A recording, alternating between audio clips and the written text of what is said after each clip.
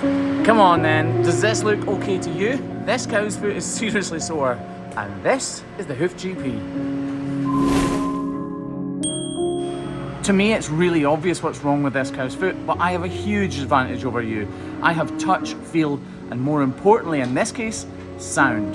Yes, I know you've got audio on your phone or your computer or your laptop, wherever you are in the world, but it's a much more clear tone to me, and if you listen as the grinder hits a hoof here,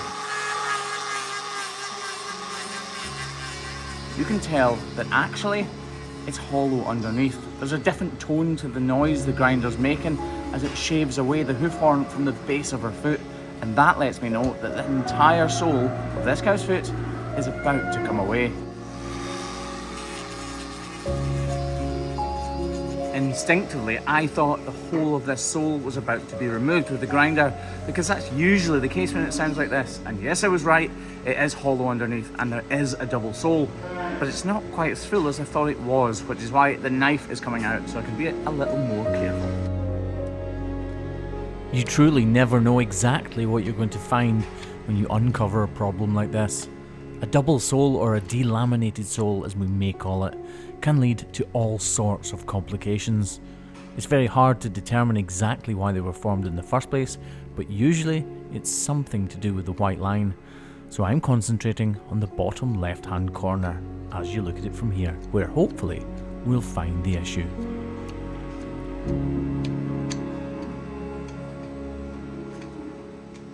The problem is emanating from here, the white line, and this may track up the outside of her foot. I actually think that this is going to turn out all right. Right now it looks like it might fade away, but I'm on the fence with that one. 60-40.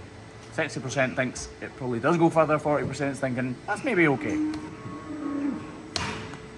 need to get rid of these tiny little problems as well, because you can see the moisture in there already, and that would just track up the toe of her foot and cause a problem there as well.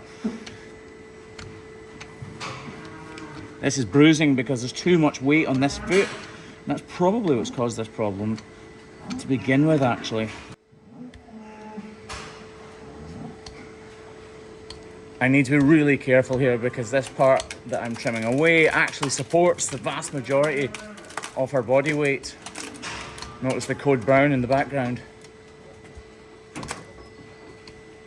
Luckily for us, horn is translucent, meaning we can see through it. If you see there, you can see there's a clear dirt pit here, but there's a shadow in here, letting me know that this does indeed track a little further up here. Again, notice as I'm trimming this, there's a different tone to the grinder. Again, that's because, again, this is loose horn. Those sounds and feels and touches is an advantage I've got over you because they're much more clear in real life. And in this case, it lets me know where this problem is coming out of the foot.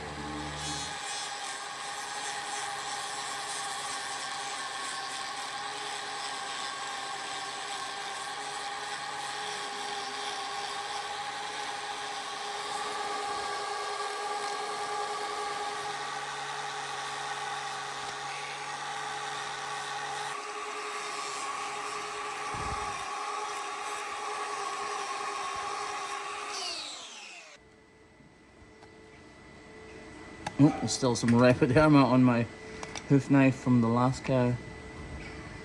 Oh, I'm being so careful because if I cut into her here, it's really going to compromise her foot and actually give her more of a problem. Oh.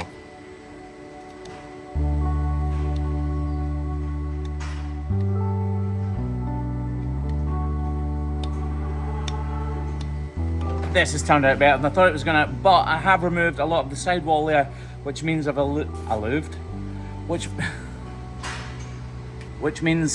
I have removed a lot of the sidewall there, which means I have removed a lot of the strength from her foot. So I'm gonna apply a block just to give that outside claw a bit of a rest. We'll just use a rubber one because they don't last very long and they don't compromise that inner claw. We'll stick a rubber one on here to allow the outside wall to thicken up, and then there will be no real problem for this cow. We'll do that very quickly though. Boom! Incredible how quick it is to apply a block with that green glue, isn't it? No editing at all, obviously. Hey, speaking of which, how cool is this? So me, Craigie Boy, who is behind the camera right now because that's where he looks prettiest, and Kev are just back from Denmark where we're at a hoof trimming conference. I, for one, loved it. Legoland, not so much to do, but the conference itself was awesome. There were people from 23 countries around the world. And I think I spoke to just about every nationality that were there. So a special hello to the guys from Estonia, Slovenia, Norway, Denmark, obviously, Belgium, because he doesn't support Max Verstappen. Well done. American guys, Poland. You were all incredible. And actually, my mentor and now friend, Pete Klusterman, who taught me all those years ago, was there as well. And actually, this is him wearing a Hoof GP cap that Craig donated to him. Because I'm such a nice guy. And he was genuinely proud to wear it. I look up to this guy, figuratively and literally, because he's huge. But to see my mentor and the person I look up to most in the hoof trimming world wearing my merch and being really proud of it was a huge, it was really cool. It was really, really cool. And seeing any of you guys with that merch on when we're out and about is also really cool. Also, we auctioned 2 hoodies and a t-shirt and raised about $1,500 for charity. So that's pretty cool, isn't it? Right, this is just about dry. But I'm going to take the opportunity to just model that a little bit more and make sure she gets as much rest as possible.